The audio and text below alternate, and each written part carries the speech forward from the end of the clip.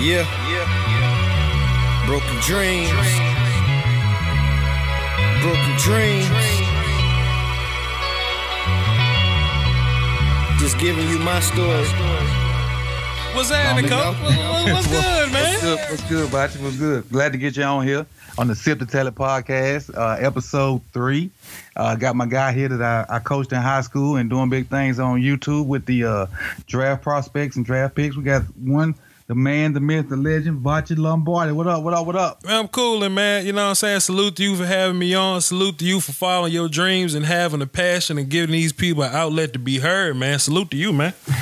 Hey, I appreciate it. I got a little motivation from you, man. So you saw a need, you feeling it, and you got a bunch of followers. So I'm trying to do the same thing. Hey, man. Do the same thing. Hey, man, I'm grateful, man. I'm here whenever you need me, man. Let's run it. All right. Little backdrop to the story. Bachi played for me in what, 08 maybe? From 06, well, actually, because you was the middle school coach when I was in middle school, too. Mm-hmm. So, really, from 04 to 2010. Hey, that's them some plenty good golden years, a lot of memories, a lot of fun. Tell the people how was it playing for me?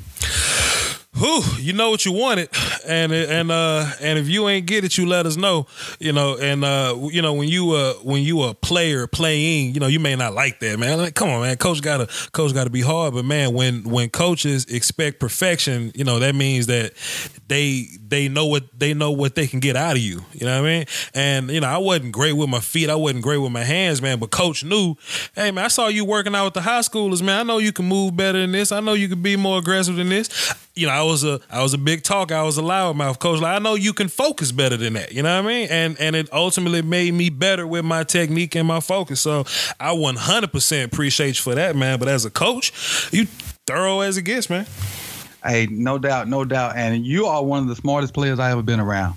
Probably never told you that, but just looking back on it and some of the conversations we had while you were playing and thinking back on and some of the things you said, you're probably one of the smartest players. And you kind of play from a coach's standpoint, especially the 11th, 12th grade year when you knew the offense yourself. And I think you told somebody you were one of the few guys, the lineman that would look to the sideline, get the signal to tell everybody else what to do. Funny story, man. Javon Washington, shouts out to him. He was our quarterback, but no matter how much he grown freshman year to junior, senior year, he never got bass in his voice. And we would play in some loud places versus some loud bands, and we couldn't always hear the call. So, I just absorbed the offense so easily. I just looked to the sideline sometimes and saw the signals. And in our offense, the line, all we heard was numbers. And the numbers was just the plays that we ran. But I look over and, we running that. And then I would run the call and I would have the offensive line kind of like a Voltron robot. We would just work together in that way. We'll communicate down the line and being able to talk. And I don't even know if that was in the plans or the playbook or whatever, but being able to communicate as an offensive line made us better as an offense, because I remember you saying, and I quote, hey, if we can only run inside zone, we only gonna run inside zone. But with our offensive line being able to talk and communicate and articulate, what we were saying on the field, now we can run inside zone, outside zone, power, trap, things like that. So we got a lot of diversity. Let me tell you something too, Coach. Can I give you credit for something, man? Go ahead. And I ain't even understand this till I got away from Natchez football to go coach elsewhere. Y'all as a coaching staff, y'all job was to put us in the best position possible for us to win. We didn't have real football players. We was a bunch of track guys, we was a bunch of power lifters, right? And we had some football players. What I mean by that is I would go to some high school in Texas, right? And they'll have like 5 freshmen that's 6'5", 250 that was just born to play football. We didn't have that. We had fast guys and we had guys that were strong, bench pressing, squatting 500, 700 pounds or whatever. But y'all as coaches, y'all put us in positions to where only a few people had to really think. That was me and the quarterback. Everybody else just had to play. And I give y'all credit for that, man, for taking what y'all had. For taking, our right tackle was like, what, 210, 190? If that. If that. Taylor. Right. Taylor, Darius, Robert, all those guys, Johnny Griffin, like we'll take smaller guys and we'll teach them. Y'all would teach us technique. and we'll just line up and play. And we won playoff games like that, man. So I salute you, man. You know what?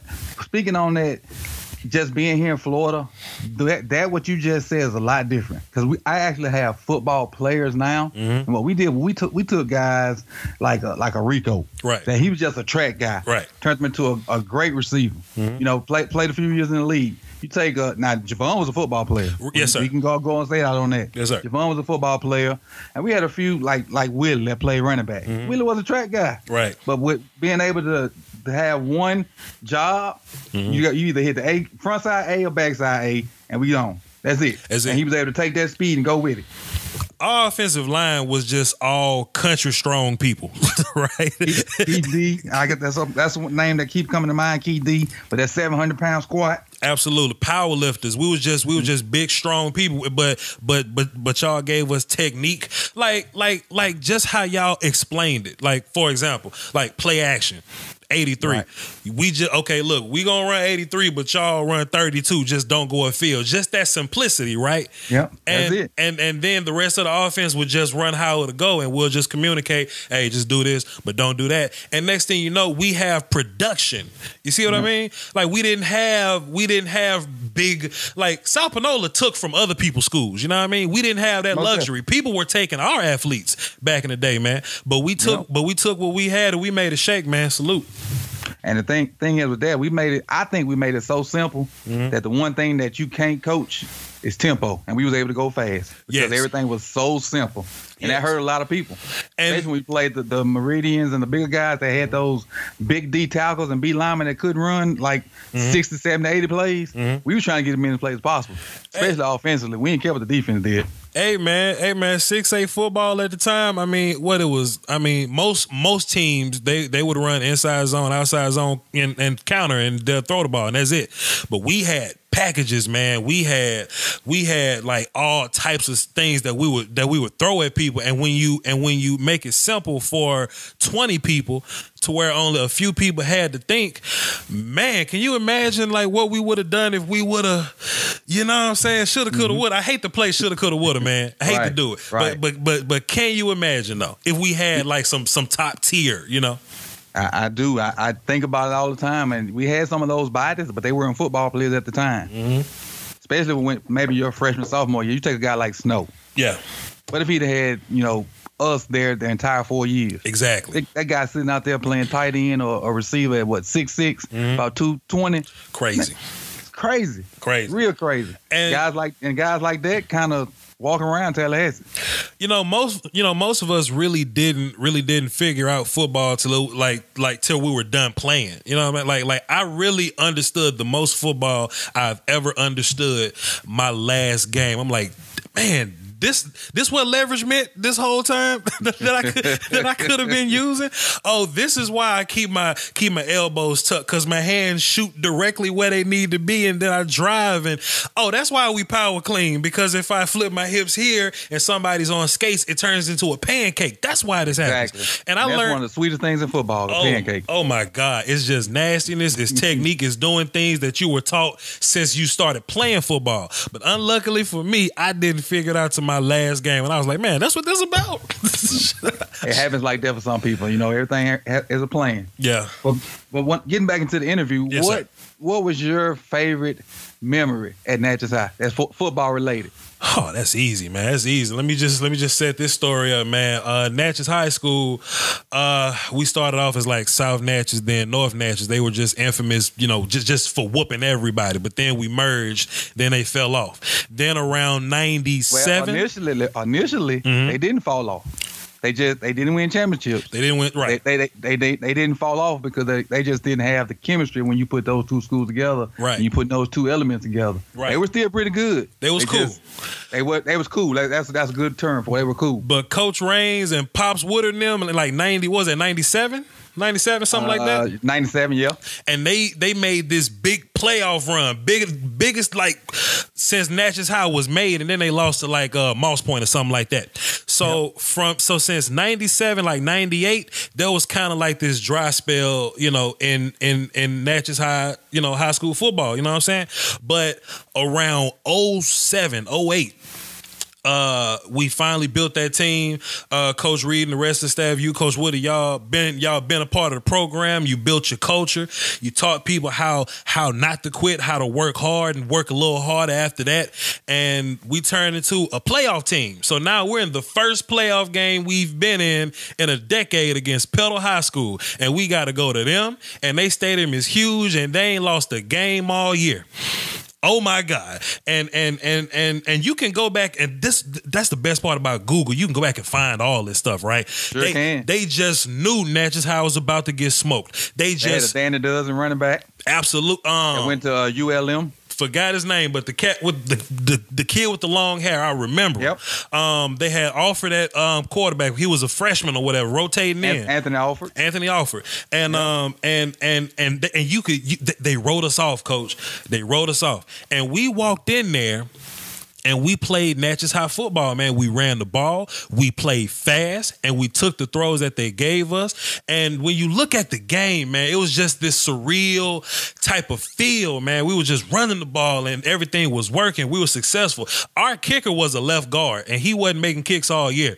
Dude kicked a 35-yarder from the hash, right? But right before halftime to kind of bring the game closer. But the biggest memory from me personally, the game was in like we were down by 4. And we were driving the ball, and they had this wide 9 technique, and we knew that he was a pretty good pass rush or whatever. But y'all looked at us and said, "Hey man, we got about 6 minutes left. We just gonna run the football," and we ran the football at will. We marched the football all the way down to the end zone. I'll never forget, man. Heavy rope 54 keep, 4th and 2. Ran it in there, Coach. And I remember looking on the sideline. The doggone stands is hollering, "Yes, we can." Barack Obama was, he was doing this thing around this time. It was hollering, "Yes, we can. Yes, we can." How that was for the city.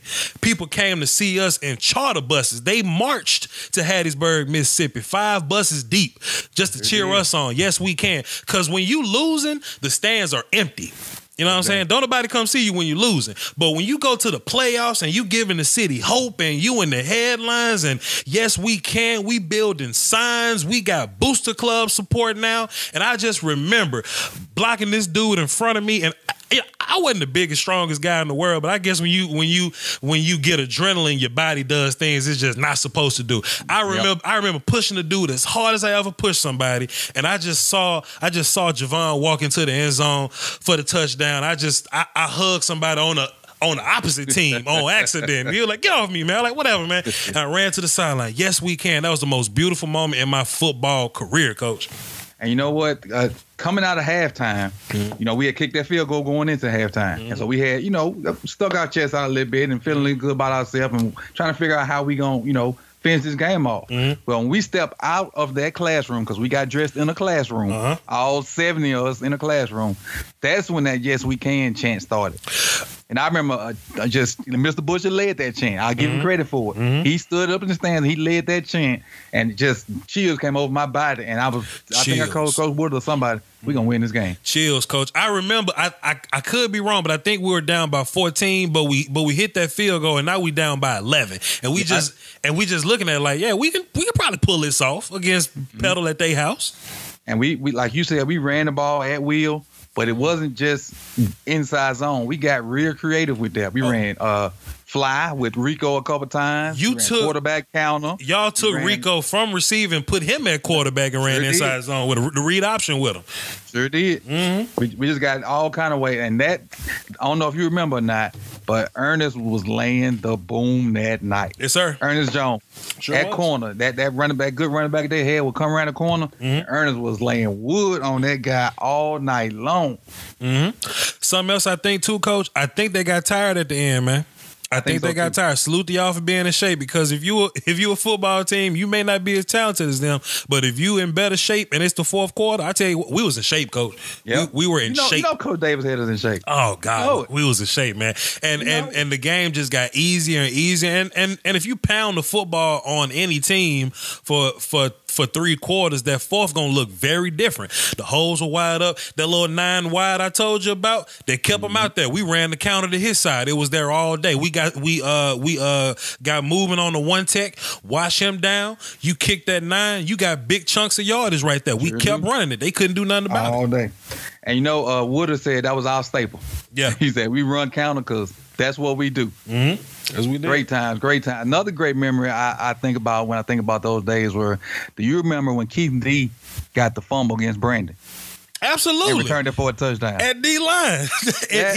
he ran it. It was crazy. This guy ran, about 65 yards at picking up a fumble? 65 yards in slow motion, and he had the nerve to try to cut back. he had the nerve to try to cut back. And I remember earlier that like in the pregame speech, y'all was preaching, play like a team, man, play together, be your brother's keeper, see it through. And I haven't seen this defense like this in a long time. When Keith D picked up that fumble, everybody went to go block for Keith D. It was they was leading the convoy to go block for Keith because Keith was gonna get to the end zone. And if you look to the sideline was going crazy, running down the sideline for Keith D. He was going in slow motion. The sideline was running faster than him, and the crowd was going crazy. We was a community, coach.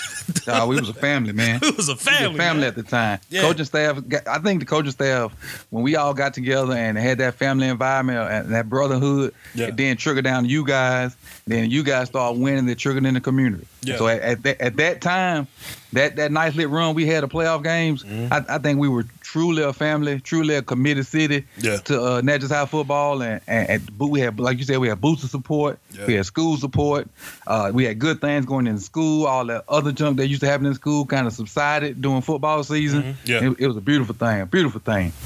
But let's talk about this Voch Lombardi, the alter ego. What made you want to start doing the draft videos?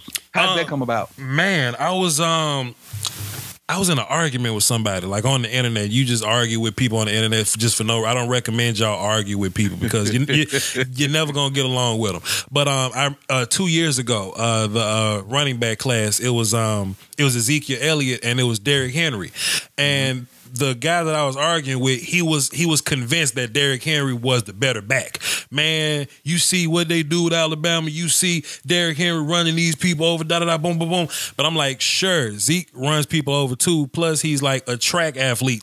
And plus he has like great hands. Plus, he can run routes. Plus, you know what I'm saying? Like he gives you all this, and I'm trying to convince him that Zeke is better, but he just couldn't understand my words. So I said, you know what I'm gonna do? I'm gonna make a video, and I'm gonna put some clips together. And I'm gonna show you the difference between Derrick Henry's speed and I run track at 225 speed. You know what I mean? And Derrick Henry comes off the field sometimes to let King and Drake catch the football. I'm gonna show you how Zeke doesn't come off the field to catch football for his team. Right? Cardale Jones was playing quarterback at the time, and I made the video just for him, and it ended up getting like 20,000 views or whatever. And you know, when the grease is hot, you drop the fish, coach.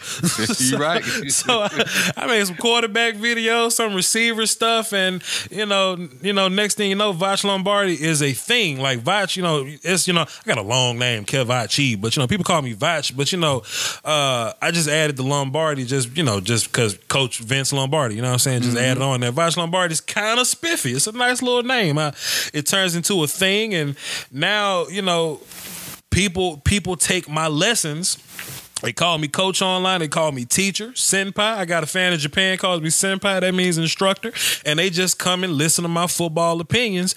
And what they really dig about my channel is, you can go on TV and you can hear Mike Mayock say why he likes a player, but he doesn't show the work. If you walk in the math class with just answers and don't show the work, you don't pass the test. Not at all. You know what I'm saying? Not at all. So what I'm doing is I'm putting the film on the screen. So I'm telling you, hey man, he may be getting draft hype because he's from this school, but he's not doing this like this player. You know what I mean? And I'm putting technical football stuff in fan terms. So I'm kind of coaching still, but I'd rather be on that grass and that sun, man. But you know me.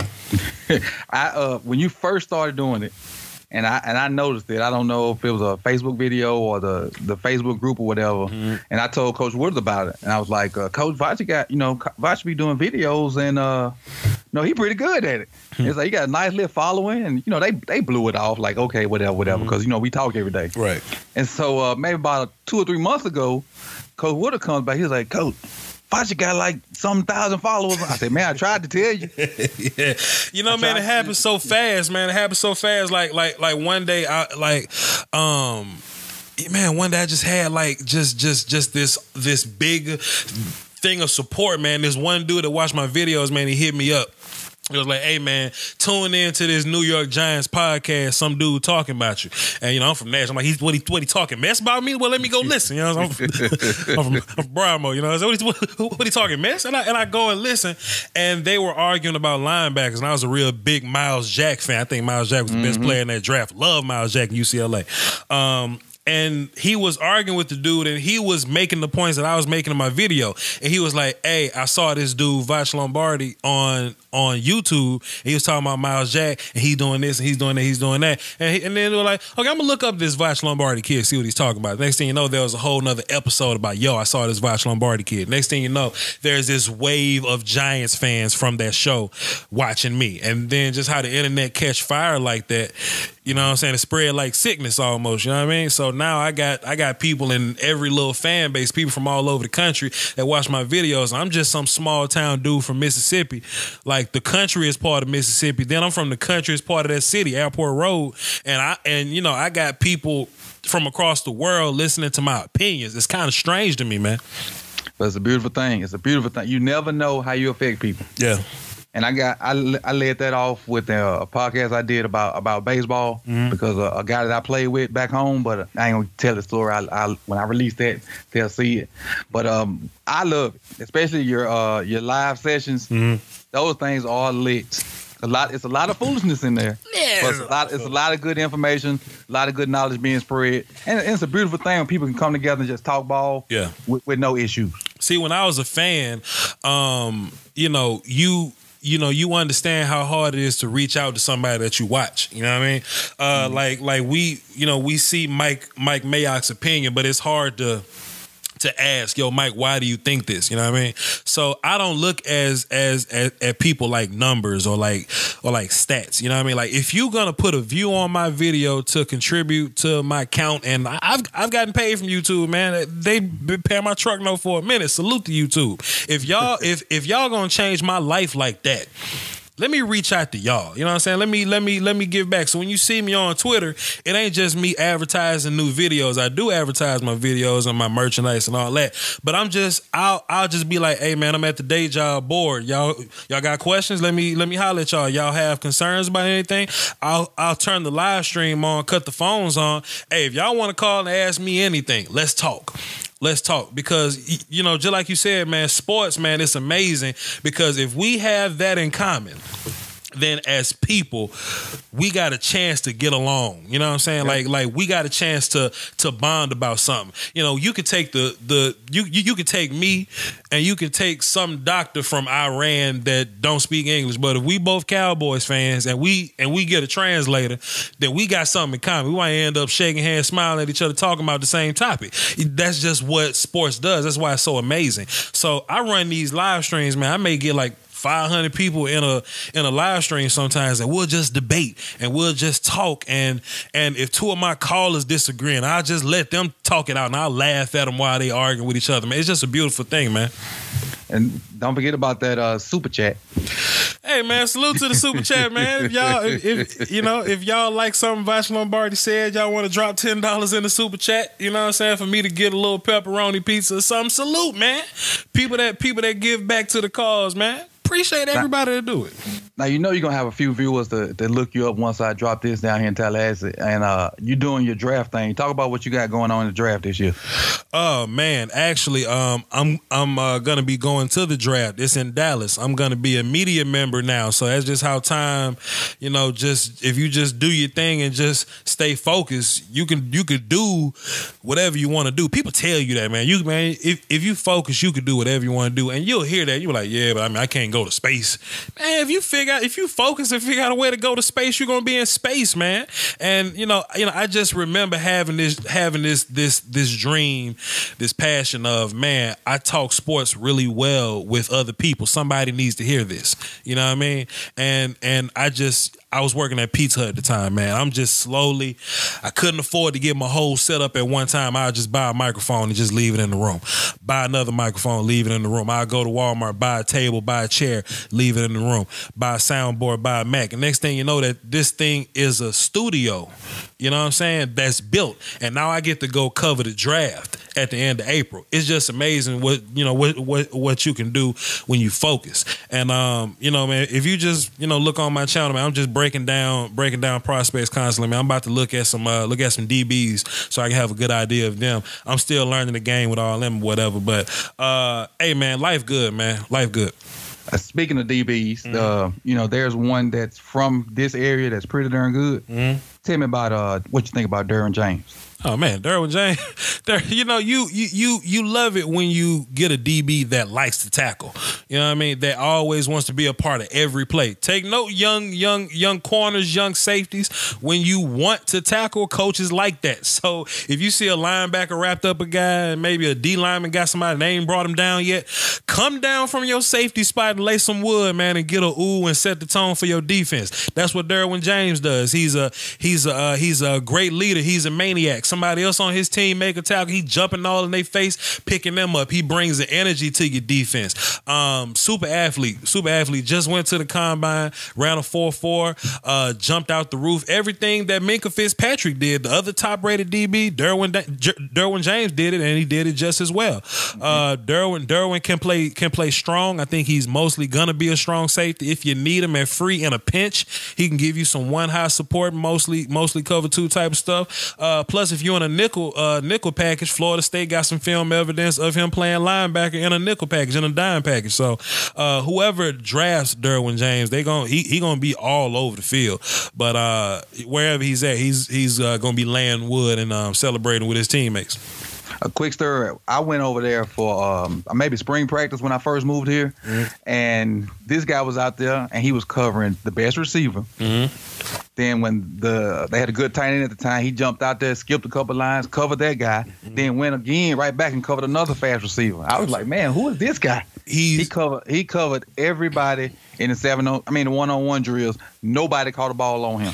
Some of the most valuable people in the league are guys that are 6 foot that can run and cover. You know what I mean? So if you can go cover some slot guys, you go out, cover some X's, cover some Z's, then you line up at safety or something and cover a tight end because you are 6'1" with long limbs and physical as them. That's value, man. That's value in the league, man. Derwin probably go top 15, top 10 at the earliest. We'll see. Yep. Now, if I didn't say it earlier, if you didn't notice it earlier, Voch is a Cowboys fan. 100%. I, on the other hand, am not. But let's talk about your Cowboys this year, what you expect out of them, and if you think y'all going to get that other ring anytime soon. Man, people like to panic. People like to, they like to. I get into a lot of arguments with other Cowboys fans. I hate them sometimes because they're not rational. You know what I mean? Oh, you need to fire Jerry Jones. How you gonna fire him? He owned the team. That's his doggone team. How you gonna fire him? Every team has a set of core players. Every team has an algorithm that they go by, or they have an identity. And sometimes when you lose those players, your team looks totally different. The Giants rely on Beckham to take the top off the defense. If you don't have that, and you don't have a running back, then you have problems. Moving the ball. The Packers lost Aaron Rodgers. So that offense looks different. The Cowboys are a run first team. Run heavy team. And when you lose the running back in your run heavy team, plus your left tackle is inadequate, you know what I'm saying? Well, pardon me, Tyron was hurt, and then the backup left tackle was inadequate. Right. You know what I'm saying? So when you have that, the most important part of your offense, yes, your team's going to look different. You want to talk about Dak Prescott all you want to. When he was able to run the ball and when he was protected, Dak Prescott was a good quarterback, man. I agree. He had great timing, pretty up and down accuracy, but it was good enough to win you 13 ball games. Zeke is your guy, and if your bell cow ain't there, your team gonna look different. You realize how important Sean Lee is to that doggone defense now, and it just happens for 6 games of that season. We lost Sean Lee, Zeke, and Tyron Smith all at one time. If we get those, if we get those guys back, Tyron Smith shouldn't have any more knee problems. He's mostly a back injury guy, but he plays through that. Get a shot every game, he'll be cool. But as long as his knees stay healthy, Sean Lee will see. But Zeke and Tyron Smith, man, as long as you can play ball control offense, keep your defense rested, the Cowboys gonna be fine, man. That gonna be straight. What about Dez? You mentioned Dez in that scenario. This my whole thing about Dez and Cowboys fans trying to fire Dez. You know, he's not Julio Jones, but every receiver has a place. He has his particular skill set. And, you know, it's unfair to throw Dez 150-50 balls and be like, I want you to come down with 80 of them. That's not a 50-50 ball. That's an 80-20 ball. You know, Dez ain't built like that all the time, man. So what you got to do is put Dez in situations where he's a little more comfortable. This could come down to coaching. You know, put him in the slot sometimes. Put him in motion. You know, run some picks. Everybody's doing it in the league now. Run some picks, but you can't expect Dez to be Julio Jones because he don't run that. He don't run 4-3s. Dez takes advantage of small corners and tight spaces. You know what I mean? Yeah. And I think Dez is a running back once he gets the ball. If he can get something like you said, quick screens or little hitches. Yeah. Once he gets it, he's a whole different breed to tackle. He is a grown man. So and with that, you got to get Dez going early. Build some momentum with him. Get him some easy passes early. Michael Irvin made his living running the slot, man. Just being bigger and more physical, showing his numbers to his quarterback and securing the catch. Let's do that with Dez Bryant sometimes. And it'll be nice if Dez had a cast of receivers that could complement him. Terrence Williams is a body catcher, but he's not really creative with his route running. You know what I mean? So you can probably replace Terrence, man, with a guy like Calvin Ridley from Alabama or something like that, man. You know, somebody that can beat man coverage on their own from the Z with creative route running from the stem. You know what I mean? And that'll open up Cole Beasley. That'll open Witten back up. And while you so busy worried about that running game, about that passing game, we're gonna run the football. Then you're gonna adjust, put 8 guys in the box, and we got one-on-one coverage again. You see what I mean? So it's a That's the way the game works. Yep. People make it harder than it is. Yeah. If you can run the ball, you can do a lot of things. Simple machine. You got to respect the run. If you can get linebackers to step up, then your play action is deadly. And that's the one thing I think Dak was really good at when they had to run the game. Mm-hmm. The way he could hide the ball and use the play action. Yep. He was very good at that. Wasn't the best. He can't drop back 50 times to beat you. No. But if you can run it with him, and let him hide the ball and do some things with his legs, Dak was average to above average QB in the league. Absolutely. And I love him for his heart anyway. Absolutely. 100%, man. You know, just losing his mom and all that, man, but still taking care of his brothers and actually, to be fair, like in that quarterback class, he wasn't even really rated, one of the top guys in that class, man. People love Paxton Lynch and Wentz and Goff for whatever reason, man. But you draft the kid in the 4th. And he shows up. Tony Romo gets hurt again. You the 3rd string quarterback because you was behind Kellen Moore, and he takes this job. The Dallas Cowboys quarterback, a pro quarterback, a National Football League quarterback, he takes that job and he wins 13 games for you year 1. That's crazy, man. Did you think about it? How many guys that start for an NFL team play the entire preseason? Because he played the entire preseason before Romo got hurt. Absolutely. And he got them reps. He used them well, man. People don't understand how hard it is to be an NFL quarterback, man. Like it's probably like a million high schools or whatever, right? And you may think the best player on your team is like dope, but if you put him in a pool with everybody else's best player on the team, that's a bottom of the barrel guy. So you take the best players and you put them on college. Then only the best of those players go play football for the National Football League, where those guys are grown men already. Those guys just don't leave after 4 years. Those are grown men that have been in the game for 19 years. So you can show up as a rookie versus grown men and play the game at their speed. It's hard, man. That's why I'm glad they make them kids stay 3 years. Absolutely. They could not do what the NBA does. Can you imagine, man, pulling 18-year-old kids like, all right, man, go block Aaron Donald. Let's see what you can do. Not happening. Come on. Not happening at all. Now, give me your best receiver in the draft this year. I think it's Calvin Ridley. Explosive. I really like creative route runners, man. Like, and that's something that you need on the next level. Any level of football, man. If you can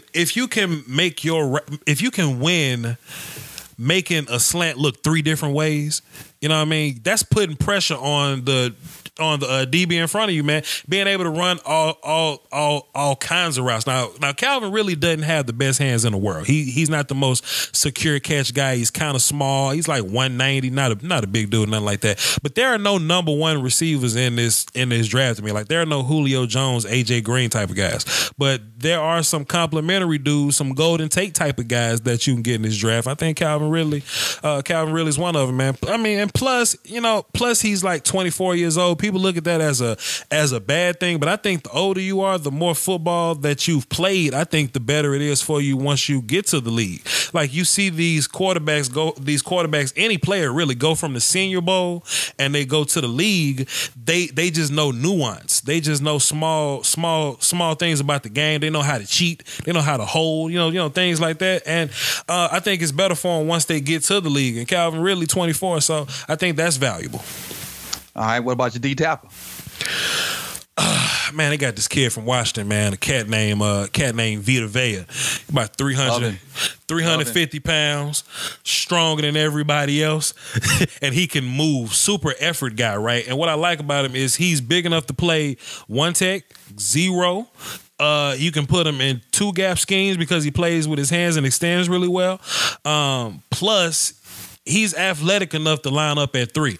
Like, he ran a 5.1 40 at like 330 something pounds or whatever. He just packed his bags and went home. Bench pressed 42 times. I mean, what else you want this man to do? He's definitely a top 10 player, man. Cowboys fans talking about I want Vita Vea at 19. He's not gonna be there, man. I love that dude. Not at all. Last question before we get up out of here. Mm-hmm. Tell me, and we kind of share the same interest in this guy, what you think about Shaquem. Let me tell y'all something about Shaquem Griffin, man. You can do whatever you want to do if you put your mind to it and you stay focused and you work at it. This dude got one working hand. He missing 5 fingers. But he been that way since he was 4. Mm-hmm. But he didn't use it as a handicap. He just continued to just work at it. You know what I mean? So now you see him at linebacker, UCF, he can catch the football, right? Like with 1 hand or whatever. And dude is a baller. When you watch the film on him, he's all over the field, man. Ran a 4.39. Watch his game versus Auburn. It tells you everything you need to know. It's a bowl game, big environment versus a big school, big level competition. He runs sideline to sideline. He can go cover the slot receiver, get out of there. He's big enough to go and cover a tight end, stay with him. But what I like about him the most, Coach, is when it was like the 4th quarter and Auburn was losing and Jarrett Stidham had to throw the ball. It was a clear you had to throw the ball situation. Shaquem lined up down in the trenches and whooped the left tackle on pass rush downs, terrorized those guys. Jarrett Stidham couldn't get the ball off. And that type of dude gives you so much value because if you're in the National Football League, you only got 45 spots on game day. So you go, man, I got Shaquem Griffin. He can play all the special teams. Plus, you can fit him in at will linebacker. Plus, he can rush on 3rd downs, right? His only knock is like those chase down weird angle tackles where I got to kind of catch you from behind. He only got 1 hand. But if you catch him in an alley, like open field tackling, you done for. He's a form tackler. He'll take that arm that's missing a hand and clamp down on it like a mouse trap, and he'll dig you with his functioning hand, and he'll take you to the ground like form tackling. And the only reason he's being considered a 4th, 5th round pick because his handicap. If this dude had 2 hands, he's a 1st round player, man. Yep. I love him, man.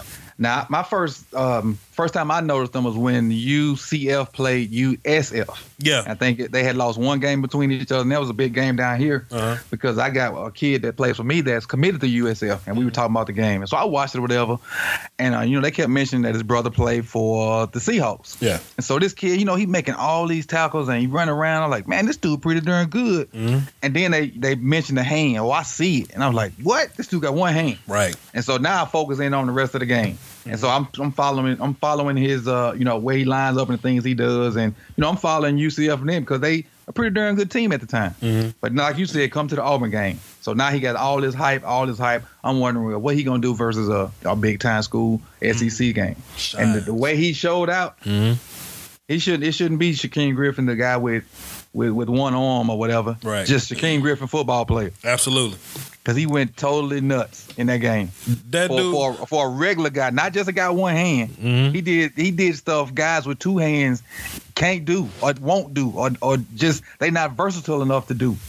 That's the key in the NFL, versatility. He lined up against the left tackle one time, right? Take note, young pass rushers. He came off the ball, right? Ball get off. Put the nub in his chest, extended, right? And he dipped his left shoulder into him, spin back to the outside. He dipped his left shoulder in, spin back inside, right? The tackle recovered, then Shaquem spin back outside and chased down Jared Stidham for the pressure. What I got from that is Shaquem as a pass rusher, he's seasoned because he has a plan. You know what I'm saying? He like some pass rushers just go out and just pass rush. He has a plan, and that shows like nuance and that you study in the game and that you take note of like small details. Like Shaquem probably walked up to the line of scrimmage. He saw this tackle and he know he's kind of slow footed. I'm gonna rush hard outside, try to beat you with speed. If you catch me, I'm gonna spin back in, put this nub in your hand. But if you happen to recover, I got one more move back outside. And you see Shaquem just giving effort every single play, 100% effort every single play. Auburn got tired of trying to block him, and he was still getting them, man. Still going after him, man. 100%. I love Shaquem Griffin, man. I hope Dallas can get him. Everybody talking about I'm gonna take him in the fourth. I'm gonna take him in the fourth. That means you got to take him in the third if everybody wants him in the fourth. Right. That's the second or higher. Or higher. Or higher. That is a first or second round football player to me, man. Hand or not. Hey, what I want to tell you is I can pretty much say this from the entire staff, me, Reed, Steve, Woodard, all the other guys. We proud of what you're doing. We see you. We're going to support you. We're gonna keep coming to the group chats and talking about you and engaging in your stuff. I'm definitely, especially once baseball over with, I'm going to jump in there, full throttle and get in there and mix it up with your with all your other guests. And I appreciate you coming on. So let people know where they can hit you at on the social media. Say, man, I'm honored, man. But I'm Voch Lombardi, man. VOCH LOMBARDI on everything. On Twitter, on YouTube. Go watch my videos. I got a Facebook group, Lombardi's Draft Talk. If you want to talk a little bit of draft, you can come in there and talk crazy to about 3,870 knuckleheads just talking about draft. Come in there and parlay with us, chill for a little bit. And hey, man, thanks for having me on, man. Sip2Tally. One more time. How many people you got in that group? Currently 3,870. From a little old guy from Crown Court, same street I'm from. Crown Court, bro. Almost 17,000 subscribers, man. Just whatever video I drop, man, I got 17,000 people ready to just see what I'm going to say. I'm blessed, man. I'm blessed. Hard work pays off. Love it, love it, love it. Thank you for coming on, man. I appreciate it, brother. Much love and success to you. New Money Music. Yeah. Broken dreams. Broken dreams. Just giving you my story. Yes, sir.